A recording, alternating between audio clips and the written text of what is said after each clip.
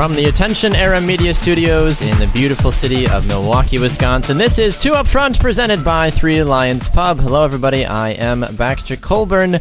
No Simon Provan. I know, it's weird. Simon Provan was holding down the fort remarkably well. He didn't burn down the fort. It's a little singed, but nothing completely burned down. No, I'm kidding. He did a fantastic job. He actually now has the day off after we both took Tuesday off this last week, but he has an opportunity to go do some acting, which is one of his true passions, so we are thrilled that he gets the opportunity to go and do that. So he will not be with us, unfortunately.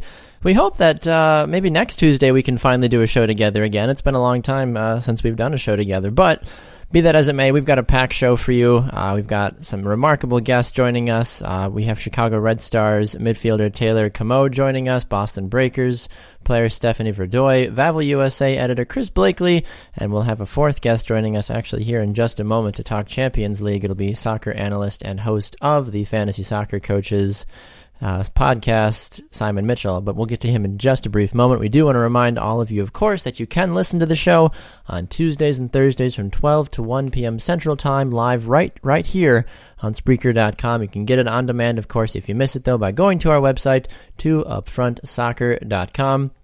For those of you that love social media, find us on Facebook, of course, Two Up Front, and on Twitter at Two Up Front Soccer. I am at Baxter Colburn, and my co-host, Simon, is at Simon Provan.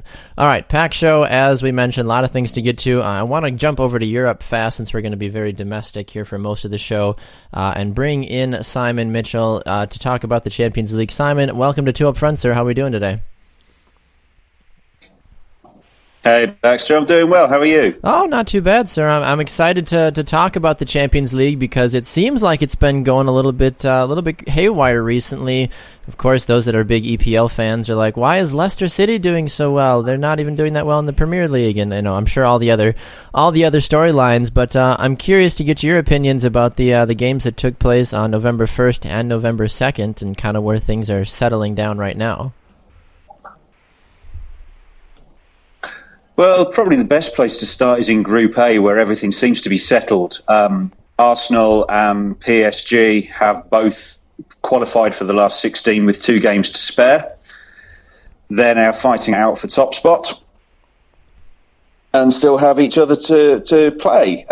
So that's going to be the big game. But Group A is all but done and dusted, unfortunately. Yes, yep, absolutely. Were you a little worried at all about how Arsenal was playing against their last opponent there? I don't even know how to officially say it. PFC Ludogorets or something of that nature. I mean, they were losing 2-0 in this game, and then they battled back and won 3-2 thanks to Mesut Ozil's brilliant slalom and beautiful finish.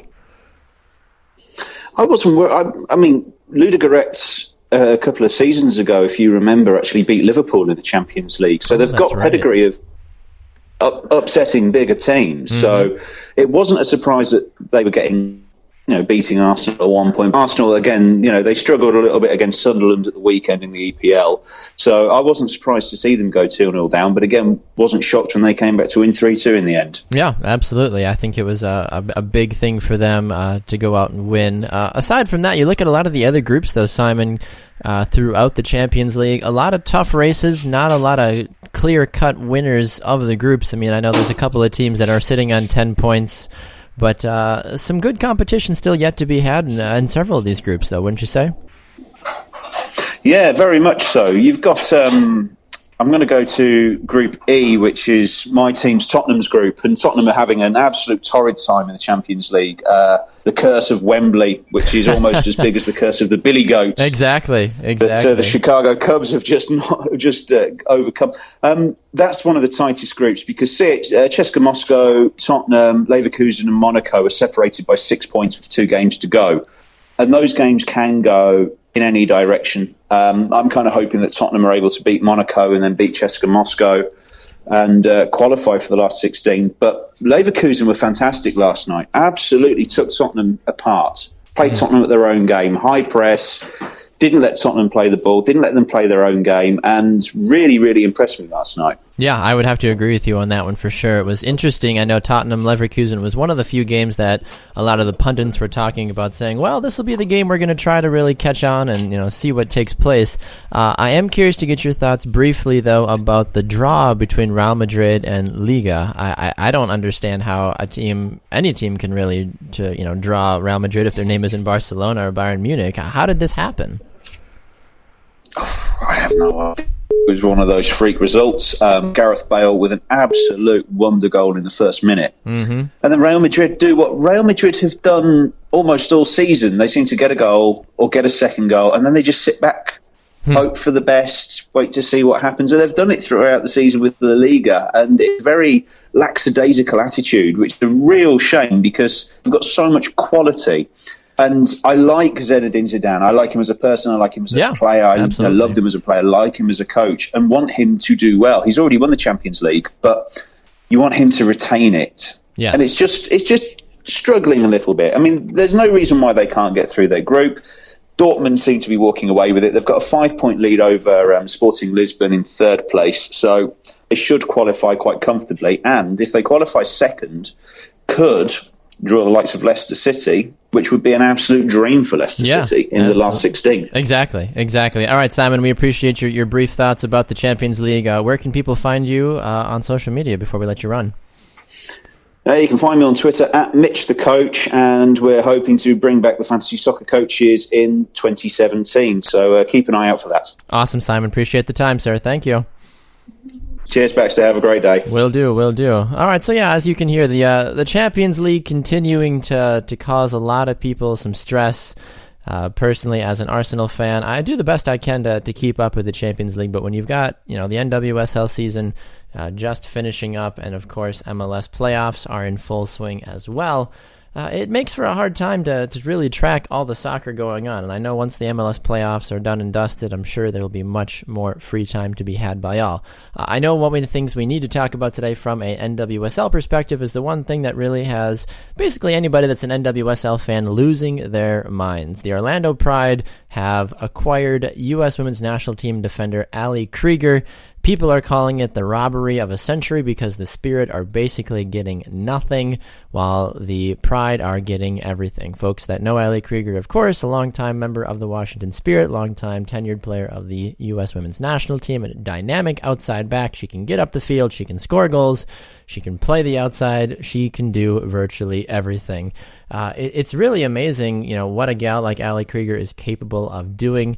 I know that it's going to be an interesting move to see what all takes place with Orlando as they continue to move down the stretch. I think the Pride certainly next season are hoping that they can surprise a lot of people with the amount of players that they've got. Of course, Alex Morgan, Caitlin Kyle, Ashlyn Harris, now Ali Krieger, among others. Of course, Sarah Hagan and many others will certainly look to make that team a much more dynamic and a much more impactful team if they can. So there's certainly a lot that is going into the Orlando Pride's offseason. There's rumors, though, that Crystal Dunn might also be leaving the Washington Spirit as well. There's rumors she might be headed over to Europe someplace to play.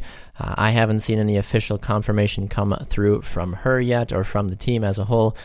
So, of course, we'll make sure to talk about that once we know more about it. So, we have a lot more to get to on the show. We are going to run to a break right now, but when we come back, we are going to be joined on the phone by one of the many guests that we've got on the show today, Boston Breakers player Stephanie Verdoia. We'll be back with more. You are listening to Two Up Front, presented by Three Lions Pub. Stay with us.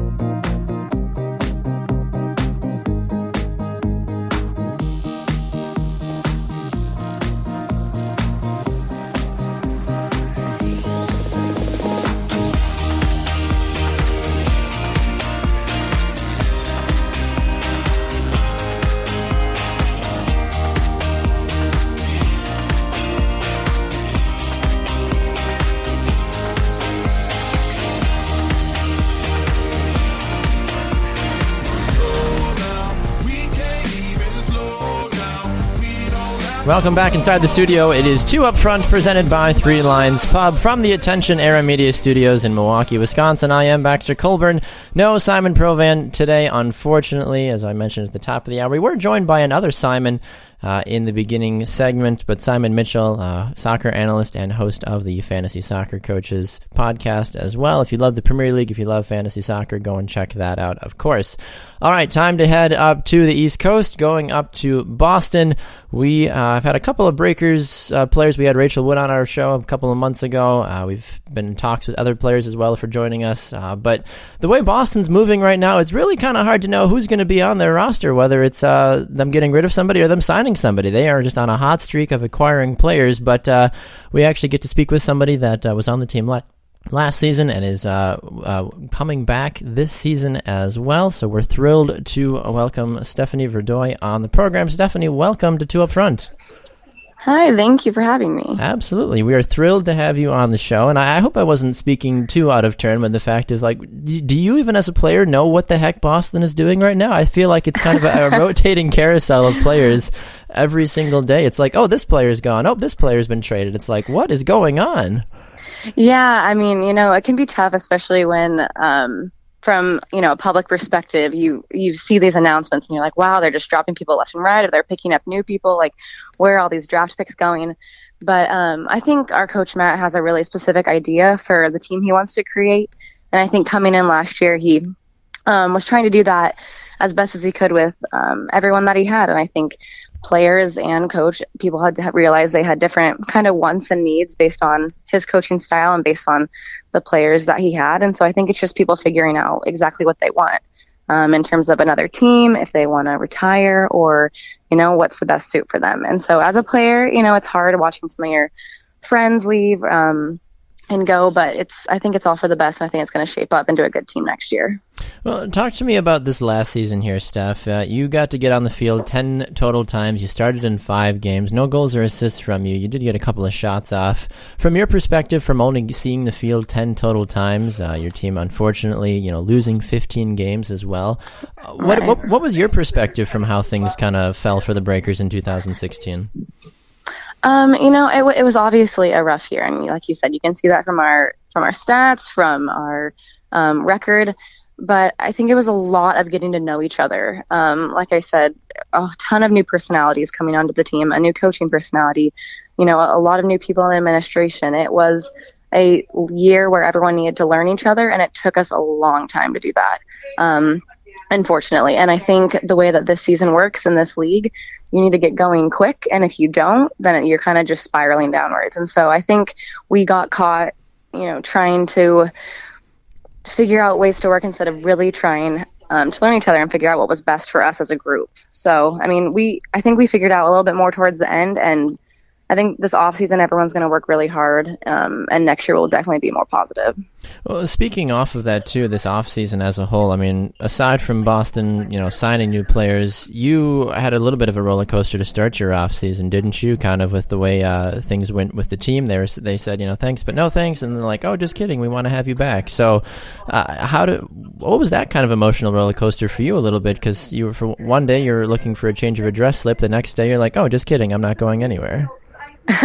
Yeah, I think every player goes into the off season for the most part not really knowing what's going to happen, whether that's, whether the team wants them back, whether they want to pay them less or anything. So for me, it was more trying, I think as a player in this league, everyone has to kind of play it by ear. And, I knew that I'd played a minimal role this year. And so I didn't know exactly what that looked like going forward. Like I said, I think Matt has a specific vision for his team and his future. Mm-hmm. And even though that would be hard to hear that he didn't want me to be a part of it, I also understand that coaches all have very different opinions and what they want and what they need.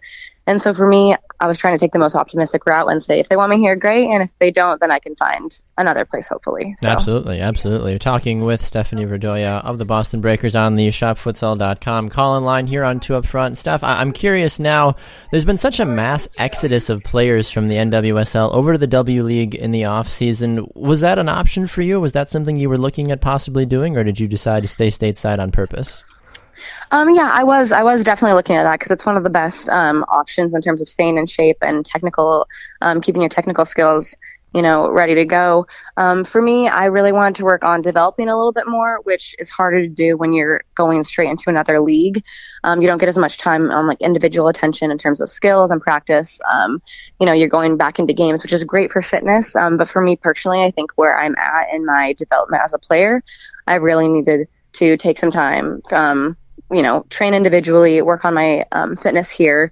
And also I just have eventually I'm hoping to go to law school and some things, so I just need to take care of some stuff here. So wow, okay, law school. So I mean, and I know that's a thing to think about too, of course, because nobody can play soccer or any sport forever, obviously. Right. But, so is that something, I guess? So is practicing law officially what you want to do, or what's your end goal, I guess, post soccer? Yeah, law school is definitely probably the goal post soccer. It's hard though, because as I'm in it, it's my main goal. And so it's hard to try and prepare for anything else, because right now soccer is the only thing on my brain and my heart. And so that's kind of what I've been focusing on. But eventually I do need to figure out another way to live, as we all do. So of course, yeah, that probably would be the end goal.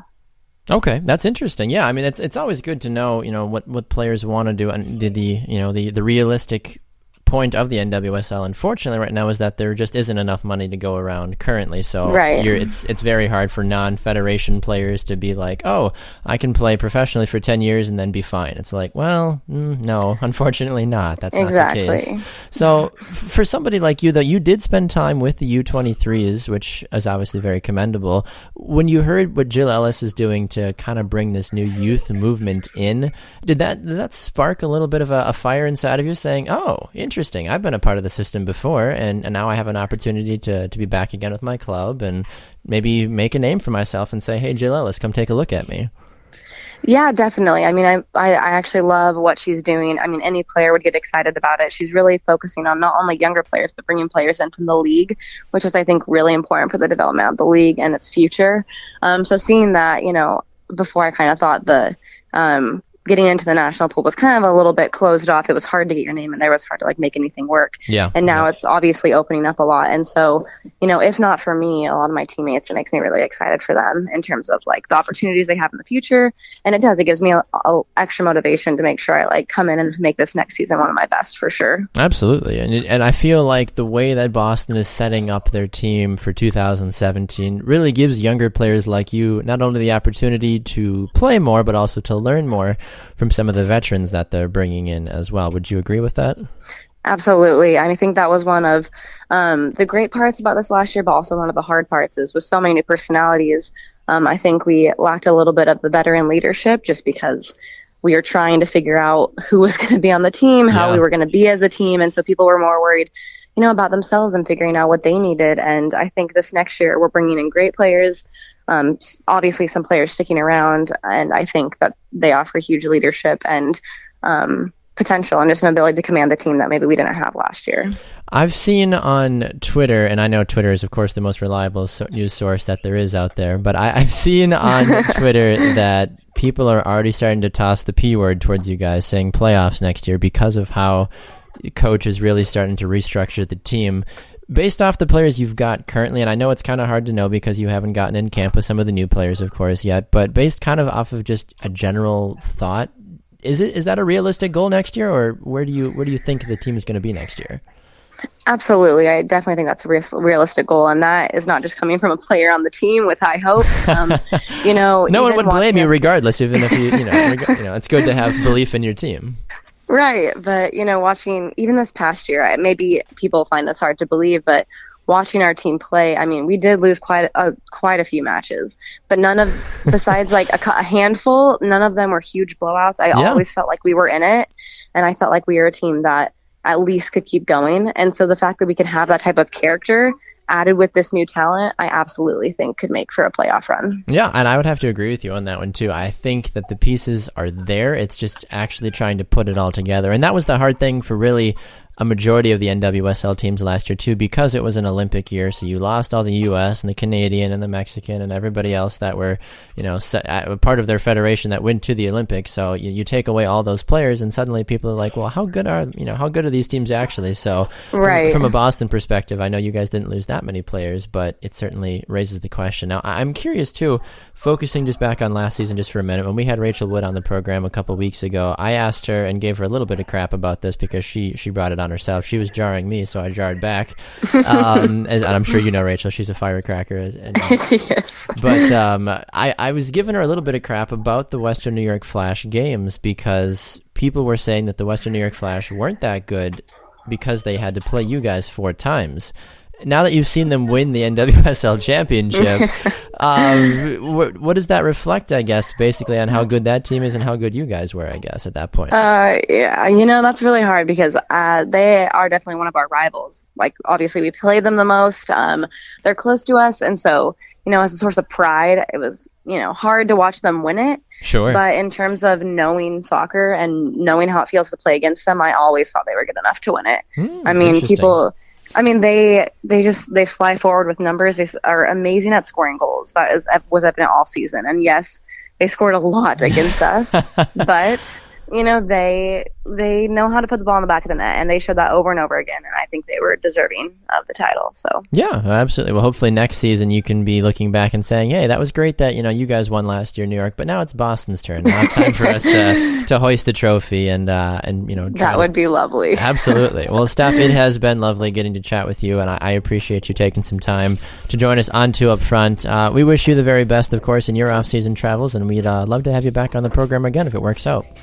Great. Thank you so much. You're absolutely welcome. There goes Steph Verdoia on the shopfutsal.com call-in line.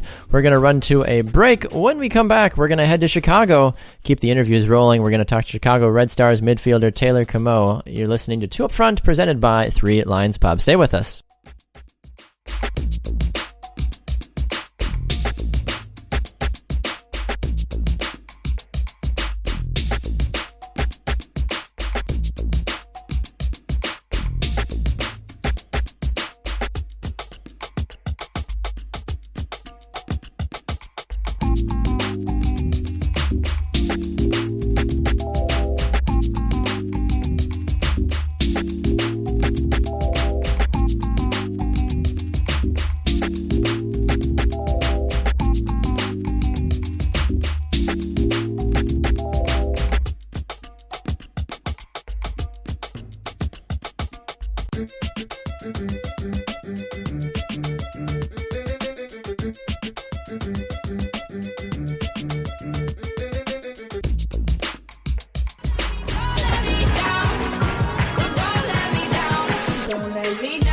Welcome back to Two Up Front, presented by Three Lions Pub from the Attention Era Media Studios.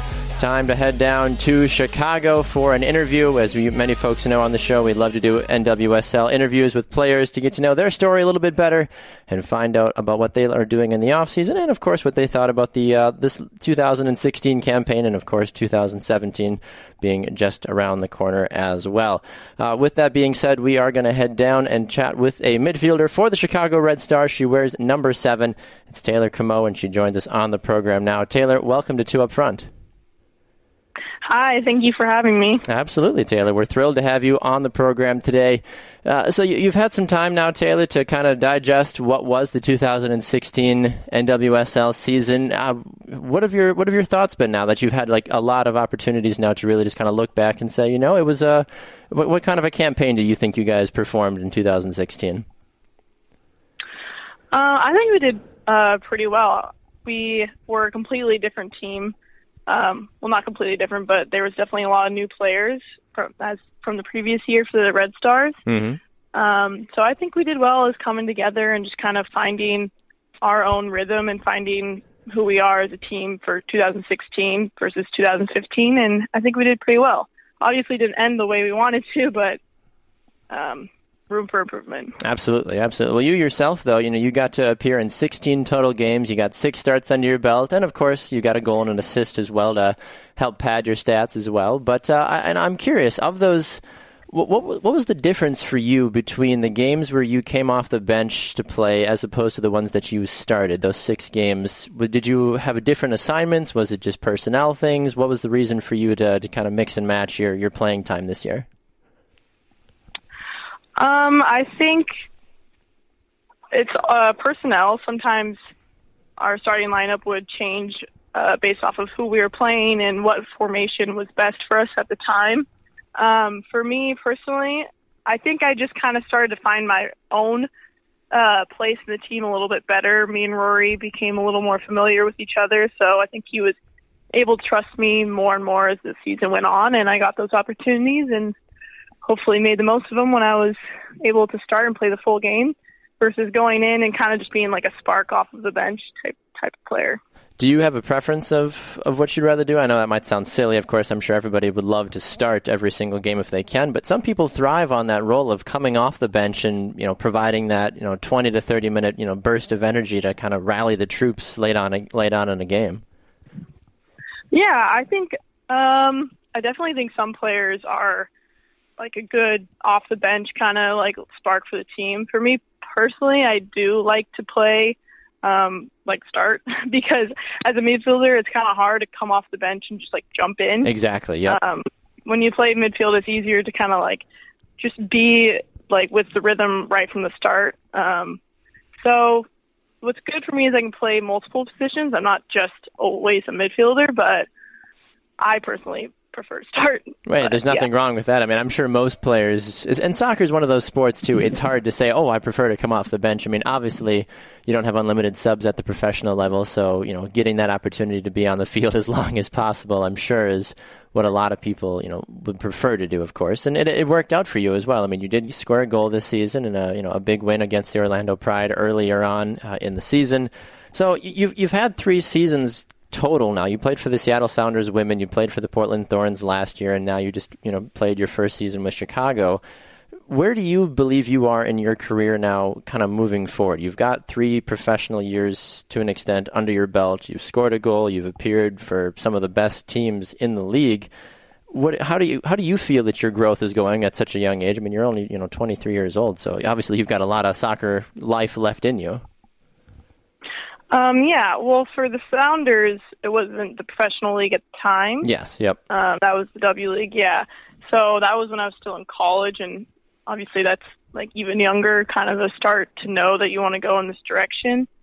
For me, I think just continuing to get better, and like I said, I am a versatile player.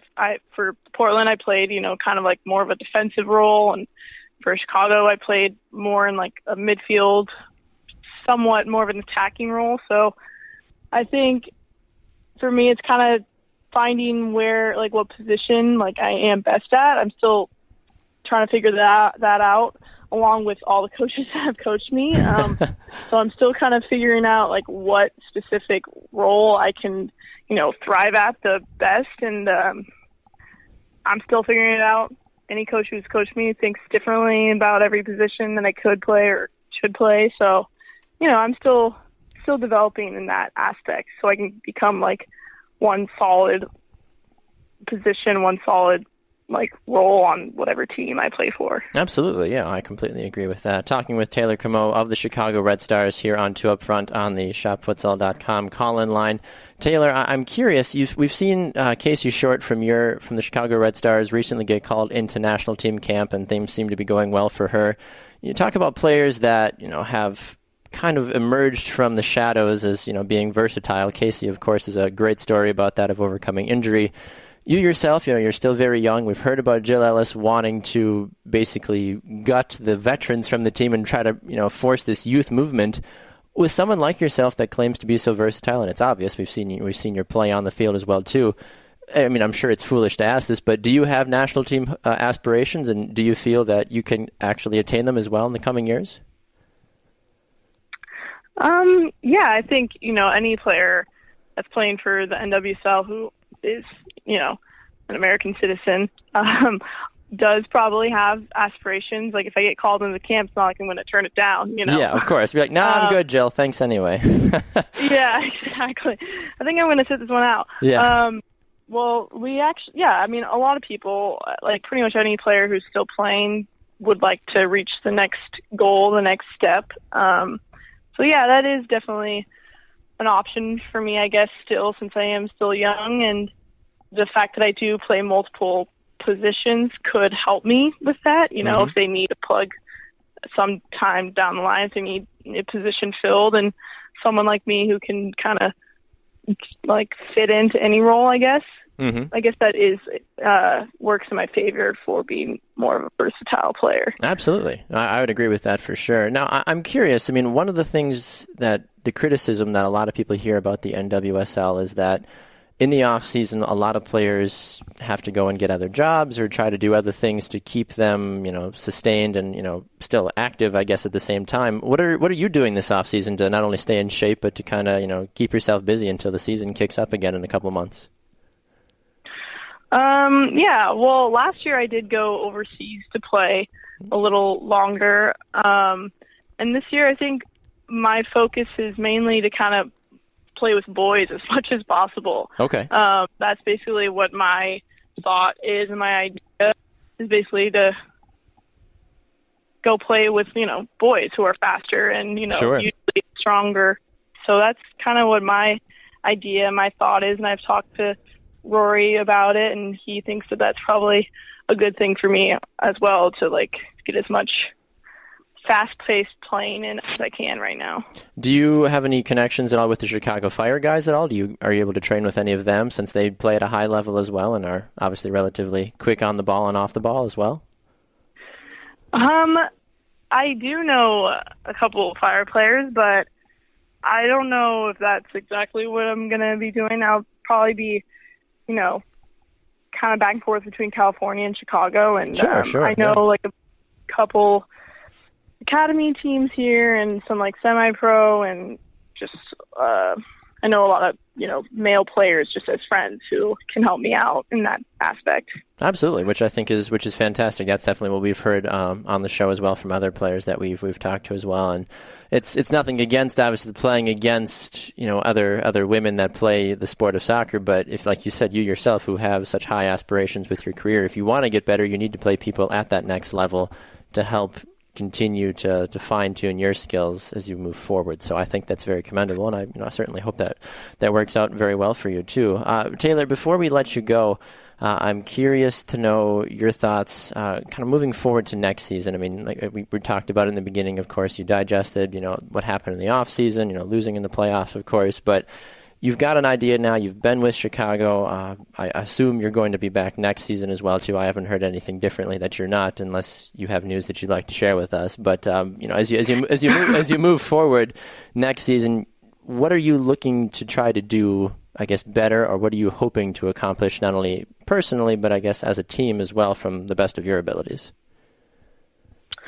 I think as a team, we wanted to win a championship last year, and that didn't work out. So this year, that is the ultimate goal. That always kind of is the goal, I think, for every team.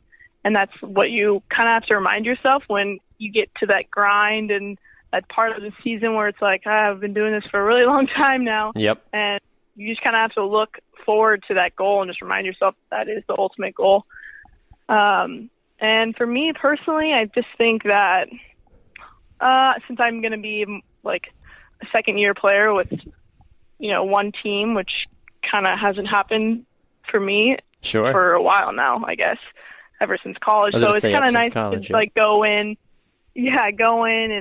and know and kind of be able to like sort of take on more responsibilities with the team instead of being like, hey, I'm the new face and where do I fit in? It's kind of like, well, people know me now on the team and they know my capabilities. They know me as a player. So I think just overall comfortability with everybody and like on and off the field is just going to be like even better than it was last year. Absolutely. Well, Taylor, I'm very excited to see what you're capable of bringing to Chicago next season, of course. And since I live up in the Milwaukee area, my co-host and I are going to try to get down to some Red Stars games if we can. So we'd love the opportunity to see you play in person, of course. So, but Taylor, it's been a pleasure. I appreciate you taking time to join us on the show today, and we hope to have you back again in the near future. Yeah, no problem. Anytime. Absolutely. All right, there she goes, Taylor Comeau on the shopfutsal.com line of the Chicago Red Stars. We're going to run to a break. When we come back, we've got more action in store for you. You're listening to Two Up Front, presented by Three Lions Pub. Stay with us.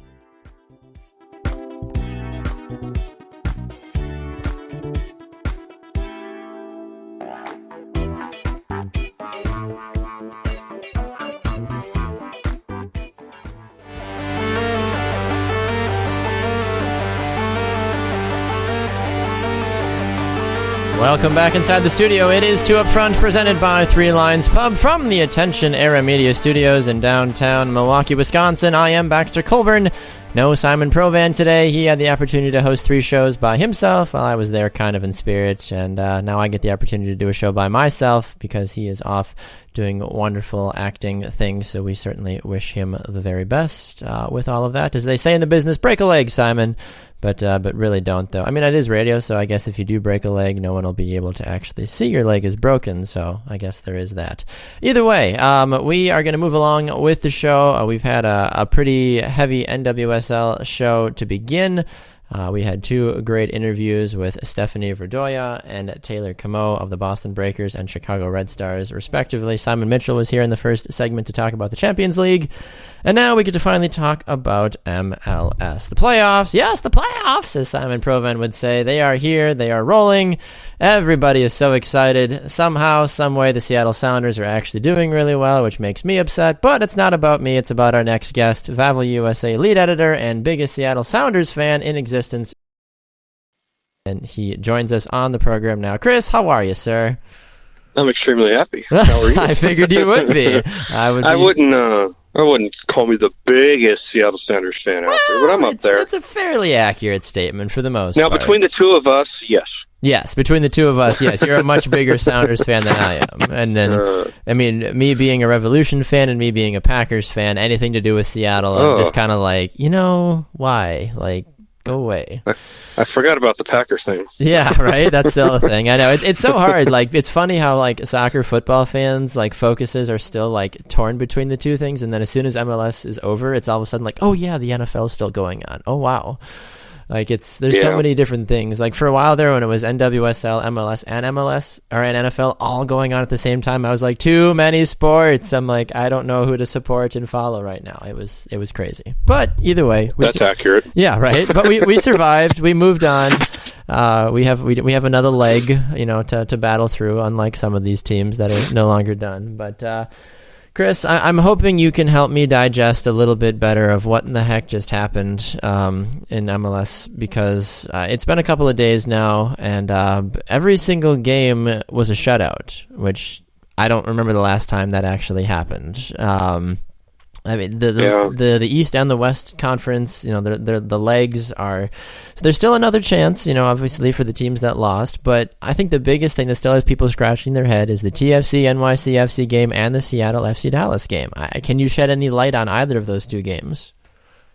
No, I was actually doing a little scoreboard watching myself, and I was shocked about the Montreal score.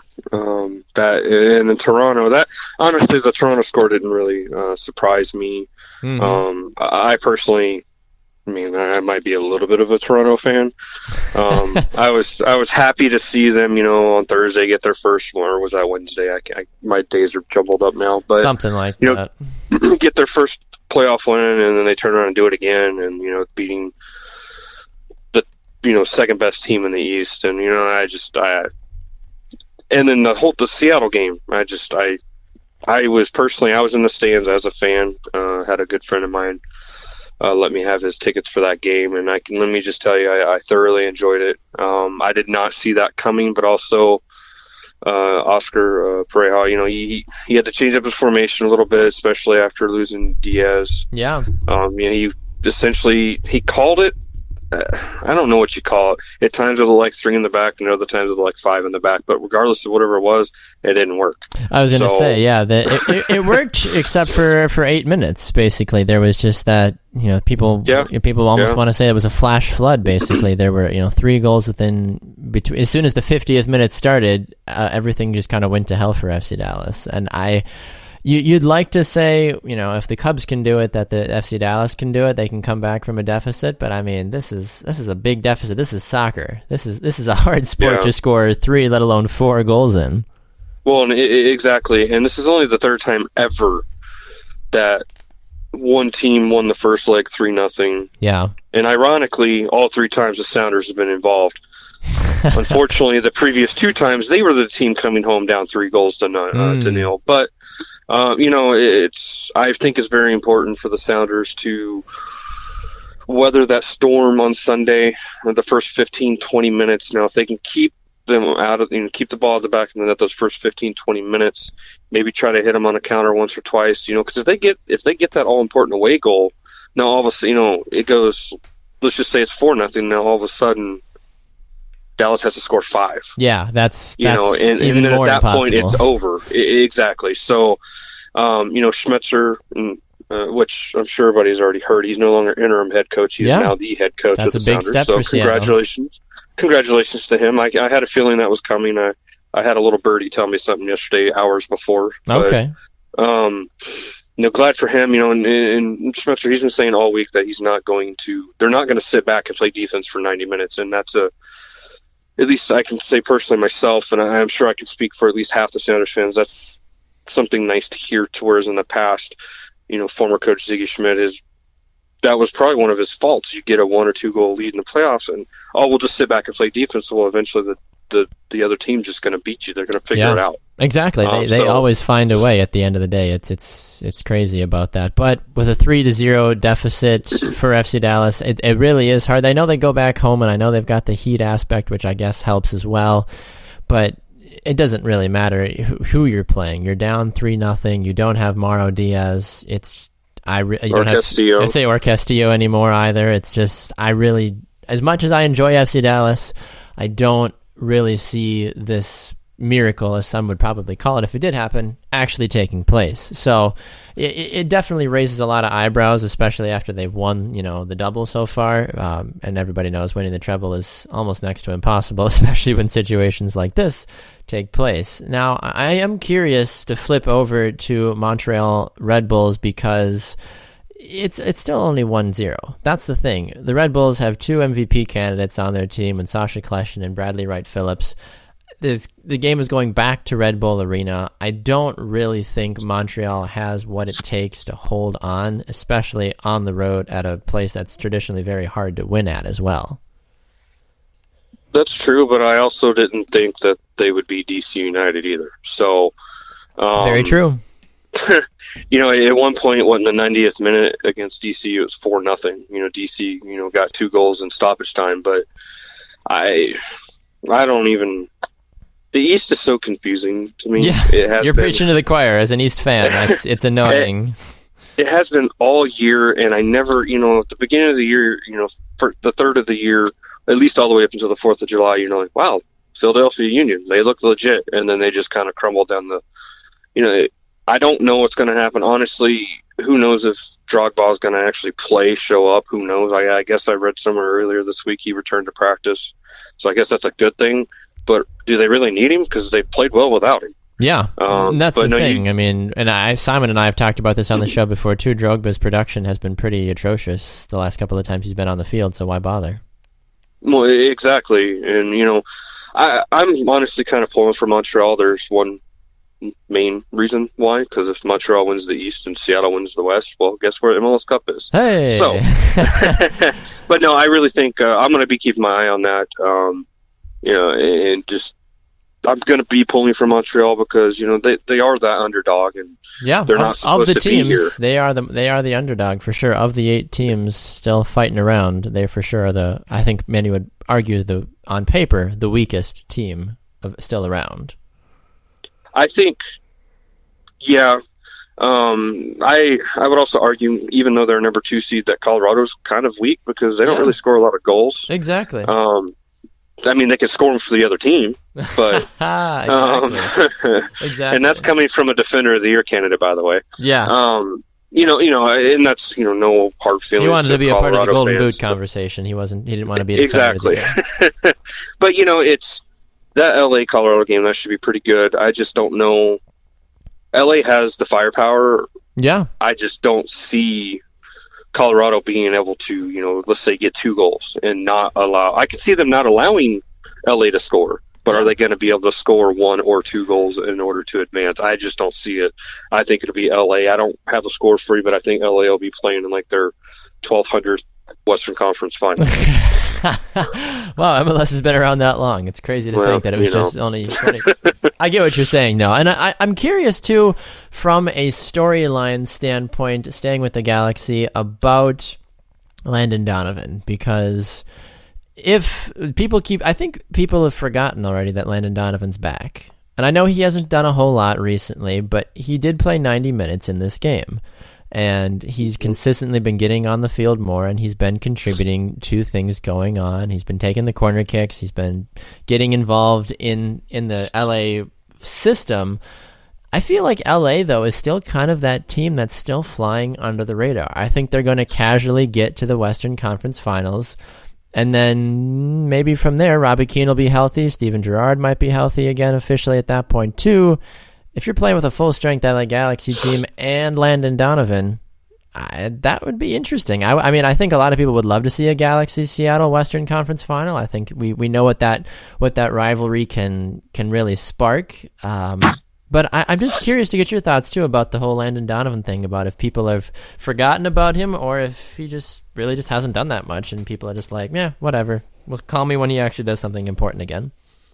Well, I mean, he still is Landon Donovan. I mean, exactly. And the thing is, honestly, I'll admit it, I kind of had forgotten until you just brought it up. It's just been, but the thing is he's been, honestly, I in my personal opinion, I feel that he's been, a little bit overshadowed by Giovanni Dos Santos. I mean, he's played extremely well this year. Absolutely. Some thought he might be in the MVP race, and then he wasn't. Exactly.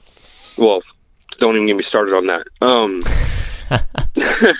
There, just the fact. I mean, you're right though. If they do get a healthy Keane, a healthy Gerrard, and nobody gets suspended for the first game of the Western Conference Final because of yellow card accumulation, they're going to be extremely dangerous. I mean, that actually kind of scares me. That's why I want Colorado to win. Yeah. No, I honestly, I'm tired of playing LA and Salt Lake every year in the playoffs. I want to change it up a little bit. Sure. I'm really tired of playing Dallas. But welcome to the Western Conference, where nothing is fair, but everybody's good. Pretty much. But no, they are a pretty dangerous team, and if they can get by Colorado on Sunday, I think they'll have a good chance, no matter who they play in the Western Conference Finals, to make another MLS Cup final. And then if they do, are they going to win again? And is Donovan going to retire again? I mean, who knows?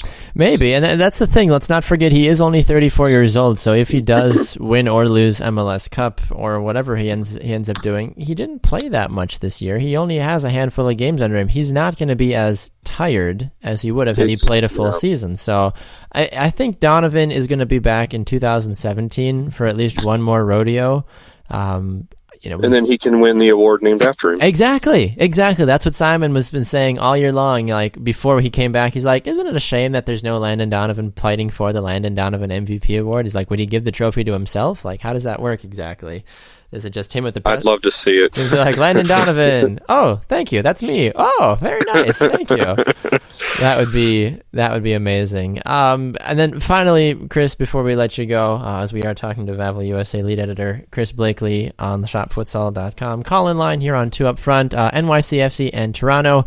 If NYCFC loses on Sunday to Toronto, is Patrick Vieira going to bother sticking around, or any of these big stars going to bother sticking around? Because I feel like this is probably the closest they're going to really ever get for a while again. Well, I think Villa stay around. I hate seeing coaches take a job for 1 year, do well, don't quite make it to the end, and they leave. That bugs me. Yeah, I agree. It's like, you know what, you get your fans invested, you get your team invested, and you're like, I'm done. I want to do something else. Yeah. I hate that. And that's the rumor I'm hearing about Vieira, is that he's done his job, as it were. He got him to the playoffs. He got him a high finish in the East. And overall, what more does he have to do if they don't win the championship? He might get a better offer from a team in Europe and be like, well, this has been fun. Bye, guys. Well, yeah, but that, also Europe's different than MLS. We already know that. Yeah. And the thing is okay, let's say that happens. He leaves. Now you got a new coach who's going to want to have his own players, who's going to have his own style. Yep. And then they got to learn all over again. It'll be 3 coaches in 3 years. Jiggy Schmidt to NYCFC, question mark? No. Maybe. No, I don't know. I just don't. They have some big names, obviously. Everybody knows them. It's just, I don't know. I can't get behind them for whatever reason. Sure. It's not. And if he leaves, I think he's stupid, or not stupid. It's a stupid foolish. decision. I should say. I would agree with Foolish. that. Stupid decision, foolish, as you said. And I think Toronto's going to advance anyways. I just think they're a better team. Yeah, I would agree with that. You got Altidore and Bradley, and Javinko. What's his name in goal? That Javinko guy. He's pretty good too. I mean, if you like that sort of thing. How did I forget about him? He's only the best player in MLS. Don't forget about him. And then you get Clint Irwin back there, and they're a good squad. Yeah, absolutely. All right, Chris. Well, we got to let you roll. We appreciate you joining us on the shopfutsal.com call-in line. Chris, where can they find your work, and where can they find you on social media? Social media is at the real C Blakely, Blakely, and then obviously over to VAVELusa.com. I do a lot of NWSL stuff as well as MLS. So awesome. And also, I'm just going to say it now, LA and Seattle and Toronto and Montreal. There you go. There you go. I was going to ask you before, so that works out well. So, awesome. All right. Well, thanks, Chris. It's always a pleasure, sir. Let's do this again sometime soon, all right? Sounds good. Thanks for having me. Anytime. All right, we're going to run to a break. When we come back, I will wrap up the show, talk a little bit about the MVP candidates briefly and whatever the heck else is going on in the soccer world doing I Believe, and get out of here. You're listening to 2 Up Front, presented by 3 Lions Pub. Back right after this.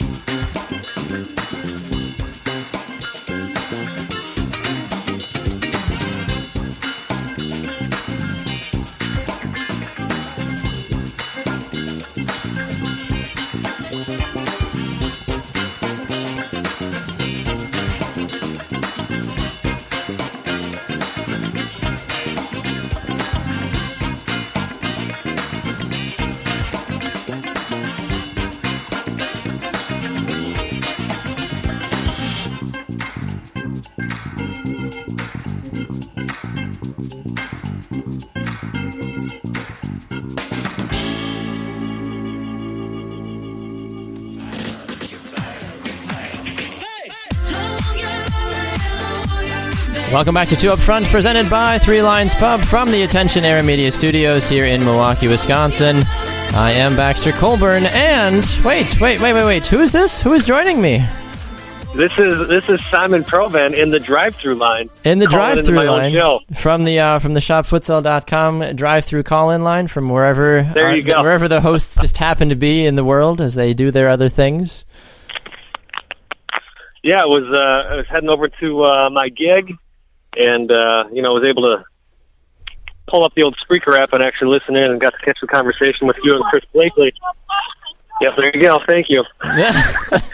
still using my manners here as I'm on the show. Anyways, yeah, I heard you guys talking about the Donovan thing, and all I thought was, I got to send Baxter a text, because it'd be kind of cool if he retires a second time, because he may be the besides Michael Jordan, being able to claim that he went out on top twice in his career. That would be kind of crazy. And of course, I mean, you and I have had the conversation before about him presenting the MVP trophy to himself if he actually did win an MVP trophy as well. So that would be pretty darn funny if that did happen. But Simon, I mean, I don't know how much of the show you've had a chance to catch or not, but we've had a huge show, a lot of great people joining us. But did you have any soccer comments you wanted to toss in at all about either the second leg of the MLS playoffs or any of the chaos in the NWSL with Ali Krieger going to Orlando or just anything? Yeah, I saw that this morning. Oh my gosh. Yeah, I think fantastic move for Orlando. Have they announced yet what Washington's getting in return for this? I think a piece of gum and a Subway coupon. I've heard it's basically. It's basically been nothing for Ali Krieger, and people are kind of up in arms about it, saying that Washington got screwed. But I'd have to look. I think it was a draft pick or two that got sent there, and some things of that nature. But people are not happy about that. There's also rumors that Crystal Dunn might be leaving to go to Europe, possibly.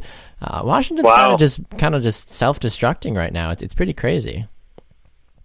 Yeah, it's odd. I mean, they were 30 seconds away from winning the NWSL championship. So to have this team be broken up like it is, it makes you wonder, I guess, a little bit if you can entertain a conspiracy theory of is there something going on deeper with Washington? Are they closing up shop? I certainly hope not. I hope not. No, I mean, especially with how good they've been. I mean, and I did find out officially Washington will take ownership of the Pride's second overall spot in the distribution ranking order, while Orlando will get Washington's 9th spot. Oh, and Ali Krieger. So you can definitely say that Orlando definitely got the better end of the deal on this one, and it's been funny to watch the reaction on Twitter. People have been losing their minds, saying this is absolute highway robbery for the Washington Spirit. Yeah. Unless, of course, the Spirit have something up their sleeve that they're just they're keeping very much on the down low. That's what you hope for, especially going up in that distribution list. You'd like to maybe hope so, there is a international coming back that's going to end up with the Spirit. Yeah, who knows? Exactly. That is a very very big possibility for sure. I'm curious to get your thoughts, of course, though, about the second leg of all the MLS games: Colorado, LA, Red Bulls, Montreal, NYCFC, TFC, and FC Dallas and Seattle. All the games this last weekend ended in shutouts, which is kind of crazy. So all these teams that are behind right now have a lot of uphill to go, especially all conceding on the road. Well, look, first and foremost, I don't care what people say. The system is broken. The playoff system is broken. It needs a simple fix, Baxter. Yeah. When the lower seeds go 4-0, that is not an anomaly. That is a broken system. Now, I'm not saying that it's not great that you have all these underdogs winning, but yes, teams should be able to go to any place and win a game.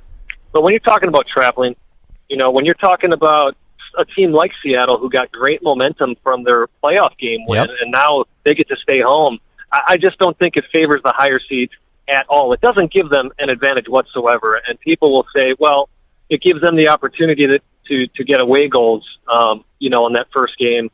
And then if it goes into extra time at their park, then they get to play that extra 30 minutes at home. I think that's too many what-ifs to say that gives that upper seed an advantage. Yeah. So just wanted to get out there. I think the simple solution is just let the higher seed pick. Are we playing at home? Are we going to go on the road? Yeah. That let them have the decision. But that said, I did fill out my MLS playoff bracket. Listen, I had Seattle before the series even started going all the way to the Western Conference Championship. I think they're the hottest team right now. Yep. They're 8 wins under their new coach, 8-2 and something, I think, is what their record is. So they're the hottest team in the playoffs right now. LA is LA. Bruce Arena, it's almost like he builds playoff teams. He doesn't build regular season teams. He builds playoff teams. Exactly. That's 100% true. So I also wouldn't be surprised if we see a Seattle-LA Western Conference final. But actually, I think Colorado's going to pull this out, Baxter. Colorado's very strong at home. I think they're going to shut out LA. If anything, maybe it goes into extra time, into a shootout. Mm-hmm. And I think you have Colorado winning that. Wow. Interesting. Okay. That's my pick. On the flip side, Montreal, man. What a shocker. Yeah. Knocking out DC United. I couldn't believe it. I still can't believe it. Remind me who they're up against. Montreal has the Red Bulls, and NYCFC has TFC. Yeah, I still see the Red Bulls going through. I think Sasha Question, Luis Robles in the back, Bradley Wright Phillips up top. It's hard to beat that. Yeah. Right. And then, I think Toronto, man. Holy cow. Yeah. Where did that come from? I think a lot of people are still just in awe about it, in all honesty. I mean they're a great team. Let's not take anything away from Toronto. I think people are seed watching right now and being like, "Oh my gosh, they beat the higher seed NYCFC." Let's not be mistaken. Early on in the year, people were like, TFC could win the Supporters' Shield. They could win everything. And then obviously Giovinco got hurt and everything. So TFC is a great team. I think people are just kind of forgetting about that. They are, and it goes to show how important Giovinco is to a team that finished the season strong without him, and then you put him back in the mix. My goodness, yeah, watch out! Baxter, I can't remember if you picked them going all the way, but at the beginning of the season. But I won't be surprised if we see TFC in the final. I think it would be fun. I don't remember officially who I picked, but I think TFC versus pretty much anybody from the Western Conference would be a fun matchup because you'd get a lot of offense. I think, and that'd be very entertaining. And you talk about in baseball all the time the difference between national teams and American League teams. Yep. And I got to say, I think TFC plays more like a Western Conference team with their fast pace, their control of the ball. Yeah. They're always pressuring very highly. So. Yeah, I think, I'll say it. I think it would be fun to see a TFC Seattle final. I think that would be lightning striking twice in the same game, if you will. Yeah, I 100% agree with you on that one. All right, Simon, any other final thoughts before we let you roll so I can wrap the show up? No, I'll let you wrap the show up, Baxter. I'm glad you were able to get me on for a little bit. Absolutely. I'm glad we were able to make it work as well. I'm looking forward to... you know what? Oh, yeah, go ahead. Yeah, no, I do have final thoughts. I want to say, thanks to the Chicago Red Stars and to the Boston Breakers for the guests that we had on. Yeah, fantastic work. Absolutely. Stephanie Verdoia and Taylor Comeau did a fantastic job. It was great to chat with both of those ladies and two young, exciting players too. So excited to see what they can bring in the future of NWSL for sure. Absolutely. So awesome, Simon. All right, man. Appreciate you joining. Yep, thanks for having me, Baxter. We'll talk to you later. Sounds great. All right, there goes Simon Provan on the shopfutsal.com call-in line as the hosts love to gallivant around the United States. Now, he's actually in Wisconsin, but like I said, he had an acting obligation that we are very excited for him to do. Here is our final segment, really, really fast, because I know we're already over time, but that's how the soccer world works sometimes.